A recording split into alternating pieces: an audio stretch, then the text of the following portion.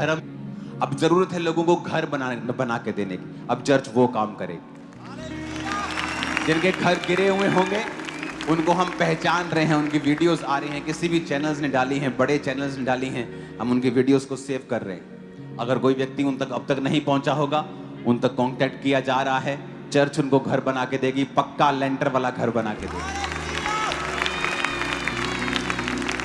गिरा उनका बाले वाला है पर बनेगा अब लेंटर वाला।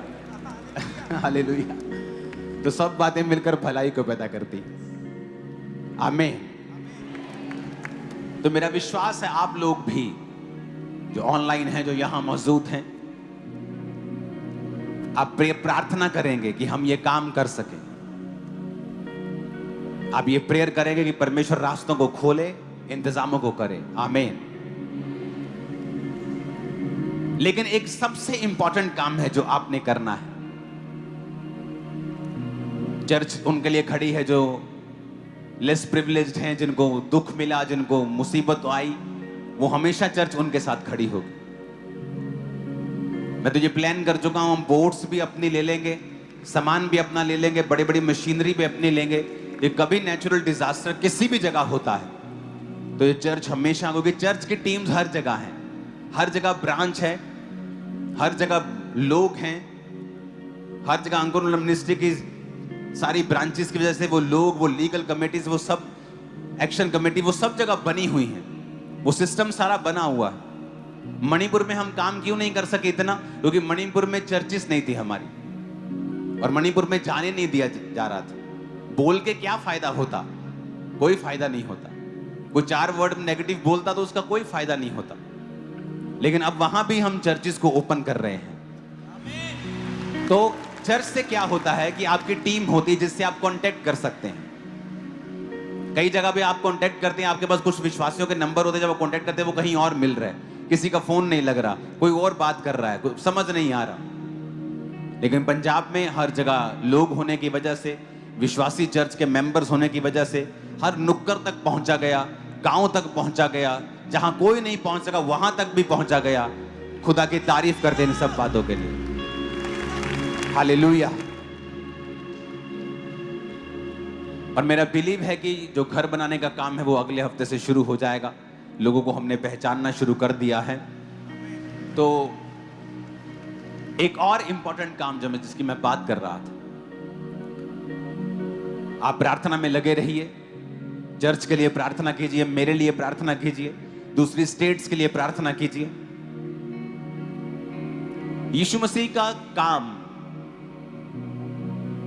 अगर ये लालच देकर धर्म परिवर्तन होता, फिर तो मैं लालच दे रहा हूं, फिर उस मेंबर का क्या भरोसा जो लालच देकर चर्च में आया? कोई और उसको लालच देगा, वो वहां चले जाएगा। और कोई उसको धमकी देगा मरने मारने की, तो वो 1 लाख 2 लाख को फिर क्या समझता है इंसान? जब मरने मराने की धमकी आती फिर वो वापिस चला जाता है। आप मेरी बात समझ रहे कि नहीं? क्योंकि जान से ऊपर तो कुछ नहीं है। पर मैं आपको बता सकता हूं, यहां ऐसे लाखों लोग हैं इस चर्च में जिनको धमकियां आती, वो फिर भी परमेश्वर में खड़े रहते। क्यों? क्योंकि वो पैसों से नहीं, लहू से खरीदे गए। आमीन। वो लहू से खरीदे हुए, पैसों से खरीदे तो भाग जाते। फिर वो जैसे उनके गांव में विरोध हो तो भाग जाते। ये भाई मैंने लाख रुपए क्या करना है, मेरे तो गांव में विरोध हो रहा है, मेरी तो बच्चे की शादी नहीं होगी। लेकिन आप देखते हो लोग मरने तक वफादार हैं। वो 1-2 लाख में ताकत नहीं है ऐसा कि आपको मरने तक वफादार कर दे। वो यीशु के लहू में ताकत है जो आपको मरने तक वफादार कर रहा है। हालेलुया। आप जब चैरिटी करने के लिए जाते हो, जब टीम्स जाती हैं, जब आपका जब पर्सनल इतना पैसा चर्च का लगता है, लाखों करोड़ों रुपए का खर्चा होता है, वो खर्चा आप एक काम को छोड़ के एक अलग की काम जो निकल आया बीच में, आप उस पे लगा रहे हो। अपना काम छोड़ के आप उस पे लगा रहे हो। टीम जा रही हैं, कितने करोड़ रुपए उनको मिलता है महीने का? कुछ भी नहीं। फ्री सेवा कर रहे हैं बहुत से लोग। वो अपनी जान को जोखिम में क्यों डालेंगे? पानी में जा रहे हैं, कोई कभी ट्रक किसी का उलट रहा है, कभी कोई पानी के अंदर डूब रहा है, कोई गटर खुला है, वो क्यों इतना रिस्क लेंगे? अगर वो पैसे से खरीदे गए हैं तो जान की जब बात आती कोई रिस्क नहीं लेता। लेकिन जब यीशु मसीह आपको लहू से खरीदता है और आपको पता है कि वो मेरा जीवित परमेश्वर है, आप उसके लिए कुछ भी करने को तैयार हो जाते हैं। आप क्यों नहीं अपने दुश्मनों को जवाब देते? आप क्यों सब धर्मों की हेल्प करते हो जबकि कुछ लोग आपकी खिलाफत करते हैं? क्योंकि हम उनको देखकर हेल्प नहीं कर रहे हैं, हम लहू से खरीदे हैं, हम अपने खुदा बाप की जो बाइबल है उस पे चल रहे हैं कि जिस तरह तेरा पिता दयालु है और सब पे बारिश, सब पे औंस, सब पर धूप, सबको अन्न देता है, तू भी अपने पिता की तरह करुणा में बन और सबको आशीष दे। जो तुझे सताते हैं उन्हें भी आशीष दे, जो तेरे खिलाफ बोलते हैं उनके लिए प्रार्थना कर, जो तुझे सताते हैं उनको तू ब्लेस कर, उनके लिए प्रेयर कर। ऐसा कोई नहीं कर सकता, कोई लालच आपसे करवा नहीं सकता। Hallelujah, hallelujah. इस दुनिया का सबसे इंपॉर्टेंट काम है सुसमाचार को फैलाना, सबसे इंपॉर्टेंट। आप किसी को हेल्प करते हो, वो 1 महीना चलती है, 1.5 महीना चलती है। आप किसी को ब्लेस करते हो, वो बहुत बड़ी भी हेल्प कर देंगे तो इसी दुनिया तक रहती है। लेकिन जब आप किसी को सुसमाचार देते हैं, वो इस दुनिया तक भी रहता है और उसको अगली दुनिया में भी लेके जाता है। और जब आप सुसमाचार दे रहे हैं, आपको पता है आप भला काम कर रहे हैं, आपको पता है कि आप उसके जीवन से शैतान को खत्म कर रहे हैं, नशों को खत्म कर रहे हैं, आप उसका भी भला कर रहे हैं, आप देश का भी भला कर रहे हैं। जब एक चोर चोरी करना छोड़ता है तो उस स्टेट का भी भला होता है, घर का भी भला होता है, मोहल्ले का भी भला होता है, उसका भी भला होता है, उसके घर वालों का भी भला होता है। जब एक व्यक्ति व्यभिचार छोड़ता है, उसकी पत्नी भी खुश रहती है, उसका पति भी खुश रहता है। अगर किसी लड़की ने व्यभिचार छोड़ा, उसकी मां, उसका बाप खुश रहता है। क्योंकि जब आप पाप छोड़ते हैं, आपका ही भला होता है, आपके परिवार का भी और आपके देश का भी। इसलिए जब आप सुसमाचार को लेके जाते हैं तो पूरे गर्व से लेके जाएं, क्योंकि आप यीशु मसीह का नंबर 1 काम, जो नंबर 1 पे, टॉप पे है, आप वो कर रहे हैं। टॉप प्रायोरिटी का काम है आपके लिए, टॉप का सुसमाचार को देना, किसी को बताना परमेश्वर के बारे में। क्योंकि जब आप उसको यीशु मसीह के बारे में बता रहे हैं, आप उसकी जनरेशंस को चेंज कर रहे हैं। हालेलुया। किसी ने मुझे समाचार दिया, मैं बदला, जब मैं बदला मेरा परिवार बदला। आज मेरे बच्चे भी प्रचार कर रहे हैं। आपके संडे स्कूल के बच्चे अब प्रचार सुनते हैं, सोफिया उन्हें प्रचार करती है। आपके संडे स्कूल के अगर बच्चे हैं तो उन्हें संडे स्कूल में भेजो।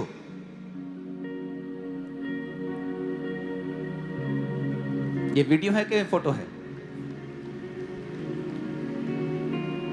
मैं आपको बता रहा हूं, आप संडे स्कूल में बच्चों को भेजोगे ना, उनके स्वभाव में आपको फर्क नजर आएगा। 1 महीने के अंदर अंदर आपको मालूम होगा चेंज हो रहे हैं, बदल रहे हैं, कुछ हो रहा है इनकी जिंदगी।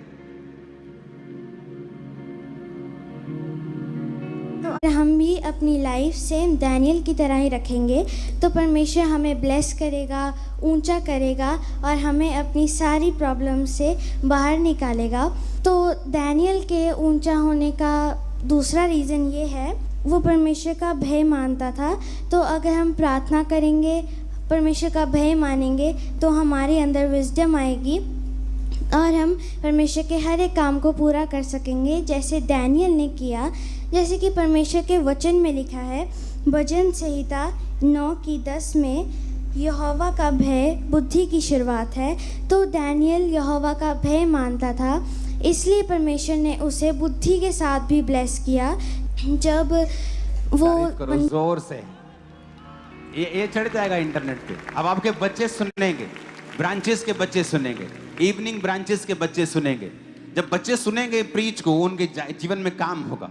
क्योंकि जो इनको प्रीच तैयार करवाया जाएगा वो बच्चों के हिसाब से करवाया जाएगा कि बच्चे जो आपके घरों में करते हैं, कहाँ वो प्रॉब्लम में हैं, कहाँ वो शरारतें करते हैं, कहाँ वो गलत संगति में चले जाते हैं, उनके दोस्त कैसे हैं, उनको अपने माता पिता के साथ कैसा बिहेव करना है, अपने स्कूल में कैसा बिहेव करना है, कैसा जीवन में चलना है, क्यों टीवी ज़्यादा नहीं देखना, क्यों फ़ोन पे नहीं रहना, उनको सब बातें सिखाई जाएंगी। तो जब आप सुसमाचार देंगे, जब वो बच्चे बड़े होंगे, इमेजिन करो वो किस तरह के विश्वासी होंगे। तो कौन बदला? पूरी जनरेशन। उसका मोहल्ला भी ब्लेस हुआ, उसका देश भी ब्लेस हुआ। हालेलुया। ये बात हमेशा आपने याद रखनी है कि अगर आप सुसमाचार के काम में नहीं हैं, आप एक बड़ा हिस्सा अब एक बड़ा हिस्सा खो रहे हैं। शादी में चले जाओ ना, जो बुफे लगा होता है, तो एक जगह सब टेस्टी टेस्टी चीजें लगी हैं, एक जगह ठीक ठीक लगी हैं, और साथ में मिठाई लगी है। अगर आप सुसमाचार नहीं देते ना, समझो कि आपने बड़ा टेस्टी टेस्टी वाला हिस्सा छोड़ ही दिया है। आप भूल ही गए हो उधर जाना। आप छोटा मोटा कुछ खा पी के आ गए हो शादी से, पर आप जो बोलेगे मैं तो वो खाया, कहां था, और उधर लगा था यार, मैं गया ही नहीं उधर। ऊपर जाके स्वर्ग में मुझे कितनी रूहें बचाई, अरे मेरे को तो पता, मेरे पास्टर ने बताया ही नहीं। कितने लोगों को बचाया, कब सुसमाचार देने के लिए जाए, मेरे को तो पता ही नहीं। बड़ा हिस्सा खो गया, बड़ा हिस्सा आप गवा दिया आपने। बड़ी मीटिंग्स क्यों आती हैं? अगले हफ्ते बड़ी मीटिंग है पोस्टर आपके पास? उठाओ हाथों में। क्यों आती बड़ी बड़ी मीटिंग, क्यों रखी जाती? बड़ी मीटिंग आप लोगों के लिए एक मौका होता है। अपने पड़ोसी को बोलो, मेरे लिए एक मौका है। किस चीज का मौका? प्रचार करने का। आमीन। इमेजिन करो, आप किसी को बोलते हो कि अच्छा चर्च में जाना, वो बोलता है हाँ हाँ मैं आऊंगा। लेकिन जब आप एक पंफलेट लेके जाते हो उसके पास, बोलते हो कि यार स्पेशल मीटिंग है अगले हफ्ते, वो बोलता है अच्छा। वो उस चीज को अलग तरह से लेता है। और जब आप रूहों को बचाते हैं, परमेश्वर आपको बचाता है। वो रूहें अपने आप को बचा नहीं सकती। और ऐसे कई काम हैं जो आप अपने लिए नहीं कर सकते हो। जब आप रूहें बचाते हो जो वो खुद अपने आप नहीं कर सकती, प्रभु आपका वो काम करता है जो आप भी अपने आप या आपका फैमिली नहीं कर सकती। यीशु ने खुद कहा है, जो तुम बोओगे वो तुम काटोगे। परमेश्वर ने मुझसे कहा था जब मैं बीमार था और लोगों के लिए प्रार्थना कर रहा था, और प्रभु से मैं पूछता कि प्रभु मैं खुद बीमार हूं और लोगों के लिए प्रार्थना कर रहा हूं, क्या ये सही है? मेरे को खुद हीलिंग नहीं है और मैं लोगों के लिए प्रेयर कर रहा हूं। मैं इस बात पर बड़ा इमोशनल प्रभु से लड़ता था मैं, और पवित्र आत्मा मुझे चंगा करने की बजाय मुझे समझाता था कि जिस नल में से पानी निकलेगा, क्या वो नल सूखा रहेगा? नहीं रहेगा। तो अगर तुझ में से चंगाई निकलती रहेगी, एक दिन तेरे लाइफ में भी आ जाए। मेरे को अंदर से समझ आती थी कि हाँ मुझे लोगों को हील करना है, और एक दिन लोगों को हील करता करता कब मैं हील हो गया मालूम ही नहीं पड़ा। Hallelujah, hallelujah. जब आपको ये पंफलेट दिया जाता है, इसको नॉर्मल मत समझो, इसको ऐसे ही मत लो कि हाँ बड़ी मीटिंग है, पंफलेट ले लिया रख लिया। नो, ये परमेश्वर का आत्मा की प्रेजेंस में हो आप, ये परमेश्वर का आपके एक मौका होता है कि जाओ। आपको 2-2 4-4 मिले, पीछे लाखों पड़े हैं, हजारों पड़े हैं, ब्रांचेस में पड़े हैं, सब लोगों के पास आज मिल गए हैं। जाओ और अपने रिश्तेदारों को बताओ, दोस्तों को बताओ, राह चलते हुए लोगों को बताओ। कितने लोग हैं जो राह चलते हुए सुसाइड करने जा रहे थे, शराबी थे, पोस्टर देखे चर्च में आए और जीवन बदल गया। किसी ने पंफलेट दिया, जीवन बदल गया। आपने सुनी होंगी कितनी गवाहियां कि पूरा शरीर गला हुआ था, किसी बहन ने बताया कि चल चर्च में, दवाइयां खा के थक चुके हैं, घर गिरवी हो गया, सब खत्म हो गया। किसी ने बताया, चर्च में आए और परमेश्वर ने हील कर दिया। कोई तो बताएगा। वचन कहता है अगर कोई सुनेगा नहीं, विश्वास कैसे करेगा? कहता कोई सुनेगा क्यों अगर कोई सुनाएगा नहीं? कहता कोई सुनाएगा कैसे अगर वो भेजा नहीं जाएगा? आपको भेजा जा रहा है, जाओ और सुसमाचार सुनाओ, लोगों को बताओ कि प्रभु यीशु मसीह जी उठे हैं। आमीन। आपकी लाइफ में आपके पास एक अच्छा रिकॉर्ड होना चाहिए। कई बार आप देखते हो 2 व्यक्ति सेम गलती करते हैं, एक व्यक्ति को छोड़ दिया जाता है और एक व्यक्ति को सजा दी जाती है, या एक को बहुत कम सजा मिलती है और दूसरे को ज्यादा सजा मिलती है। वो बोलता है यार इसने भी सेम गुनाह किया है, मैंने भी सेम गुनाह किया है, इसके साथ ऐसा क्यों? क्योंकि जब सजा देने की बारी आती है तो उसके पास्ट को देखा जाता है। कंपनी उसके पास्ट को देखती है कि पुराने जीवन में इसका रिकॉर्ड कैसा है, ये अच्छा रहा है, ईमानदार रहा है, सब बातों में सही रहा है, तो इसको इस गलती की सजा इतनी ही मिलनी चाहिए। लेकिन एक व्यक्ति जो पहले भी गलती करता रहा है, सीरियस नहीं रहा, जब वो गलती करता है तो उसको बोलता है इसको इस बार सबक सिखाओ। जब परमेश्वर ने कहा हिजकिया तेरी उम्र खत्म हो गई, अपनी विल लिख, आ राजा, किसको क्या देना है, अपने बेटे बेटी को, अपनी पत्नी को क्या देना है, लिख दे, आजा। बाइबल कहती वो दीवार की ओर मुंह फेर के प्रार्थना करने लगा, प्रभु मेरा पुराना जीवन देख, मैं तेरे साथ वफादार रहा हूं। अब उसकी डिटेल बाइबल में नहीं लिखी है, उसने क्या क्या, सिर्फ इतना तो नहीं बोला होगा, उसने डिटेल में बोला होगा उसने परमेश्वर के लिए क्या क्या किया। जैसे अय्यूब ने डिटेल में लिखा, जब वो बीमार था और बहुत दिनों तक बीमार रहा, उसने डिटेल में लिखा, मेरे कारण विधवा आनंद के मारे गाती थी, अनाथों का मैं सहायक रहा हूं।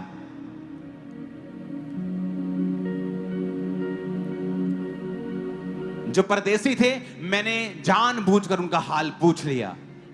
आप जानते हैं परदेसी, पंजाब से बाहर आया कोई बाहर से, वो यहां परदेसी है। आप जाते हैं कनाडा, आप वहां परदेसी हैं। हालेलुया। आप परदेश, अगर आप परदेशियों के साथ बुरा सलूक करेंगे आप पर श्राप आते हैं। अगर आप परदेशियों के साथ बुरा सलूक करेंगे आप पर श्राप आते हैं। वचन में लिखा है परदेशियों के साथ अच्छा सलूक कर। कितने मेरी बातों को समझ रहे हैं? कितने मेरी बातों को समझ रहे हैं? अपने हाथों को उठाओ, थैंक यू जीसस बोलो। आप समझ रहे हैं इन चीजों को कि नहीं समझ रहे? उसने डिटेल में लिखा है, तो हिजकिय्याह ने डिटेल में बोला होगा, प्रभु मैंने तेरे लिए ये किया, तो याद है, मेरे कारण इतनी रूहें बचाई गई हैं, मैंने इतने लोगों के लिए ये किया है, परमेश्वर मुझ पे दया कर। और वचन कहता है अभी वो प्रार्थना कर रहा था, परमेश्वर ने अपने नबी को फिर बोला, जा और हिजकिय्याह को वापस बता मैं उसकी उम्र को 15 साल और बढ़ाता। लोगों को पता क्या लगता है? परमेश्वर ने उसके आंसू देखे। अगर सिर्फ आंसुओं से बात बने, सारी चर्च रोने लग जाएगी हर संडे। आंसू नहीं, आंसू और प्रार्थना, विश्वास की प्रार्थना जिसमें तथ्य हैं, जिसमें आपने अपना मुकदमा रखा है कि प्रभु देख मैंने रूहों को बचाया है। आप जब प्रेयर करते हैं कई बार अपने लिए, जब आपकी लाइफ में कोई मुसीबत, कोई इमरजेंसी आती है, आप प्रभु को बताते हैं, प्रभु मैं तेरे लिए काम कर, मैंने तो किया है, मैंने तेरे लिए रूहें बचाई। आप क्या कहोगे, कितनी रूहें आपने परमेश्वर के लिए बचाई? क्या बोलोगे परमेश्वर को कि जब तुझे सुसमाचार के पर्चे मिलते थे कितनों ने बांटे, कितनों को बांटे, कितने लोग तेरे कारण आज चर्च में है या प्रभु में है? इसलिए हमेशा अवसर को बहुमूल्य समझो। सब जगह आप सुसमाचार प्रचार नहीं कर सकते, ऐसे देश हैं जहां आप नहीं कर सकते। तरसते हैं लोग, गुफाओं में इकट्ठा होते हैं प्रचार सुनने के लिए और करने के लिए। आपके पास मौका है, जब तक है इसे करते रहो। अपना रिकॉर्ड परमेश्वर के सामने ऐसा बनाओ कि जब आप प्रार्थना करें तो आपका रिकॉर्ड देखा जाए। अपने हाथों को उठाओ इस पम्फलेट के साथ। मैं खून खरीदा हूं, मैं रूह से जन्मा हूं, जगत की ज्योति हूं, नमक मैं पृथ्वी का। मैं खून खरीदा हूं, मैं रूह से जन्मा हूं, जगत की ज्योति हूं, नमक मैं पृथ्वी का। खुदा बाप ये पम्फलेट्स नहीं, तेरी आत्मा का जरिया बन जाए खुदा बाप। जब ये लोग जाएं, पूरा हफ्ता प्रचार करें, सुसमाचार की टीम में जब जाएं खुदा बाप, पूरा हफ्ता प्रचार करें, लोग बचाए जाएं, बहुत से नशेड़ी, बहुत से नशे के रोगी बचाए जाएं, बहुत से पापी तेरे भवन में आए, बहुत से दुखी अपने घरानों में, अपनी शादी मैरिड लाइफ से, अपने फाइनेंस से, बहुत से दुखी अपने जीवन से, अपने बीमारियों से खुदा बाप तेरे घर में आने पाए। एक एक पम्फलेट को मसा कर दे बाप, एक एक पम्फलेट को खुदाबंद जो उनके हाथों में है, जब ये देने के लिए जाएं, इनको अपने लहू में छुपाना, कवर करना खुदाबंद। तेरा आत्मा इनकी जिंदगी में झुंबिश करे और कार्य करे। जब ये बोले तेरी आग बोले खुदाबंद, जब ये बोले तेरा मसा बोले खुदाबंद, तेरा आत्मा लोगों को छुए और बचाए। प्रभु यीशु मसीह के नाम में जब ये जाएं, बहुत सारी रूहों को बचाने वाले बन जाएं। खुदा बाप इस थर्सडे की मीटिंग जो आने वाला है, संडे की मीटिंग जो बड़ी मीटिंग है, खुदावन तेरे बड़े बड़े कार्य तेरे लोग होते हुए देखें, लंगड़े चले, अंधे देखे, कोड़ी शुद्ध हों और लोग बचाए जाएं। प्रभु यीशु के नाम में हम मांगते हैं, आमीन। ऊंचाई आशीष हमारी, आमीन। ऊंचाई आशीष हमारी है चर्च।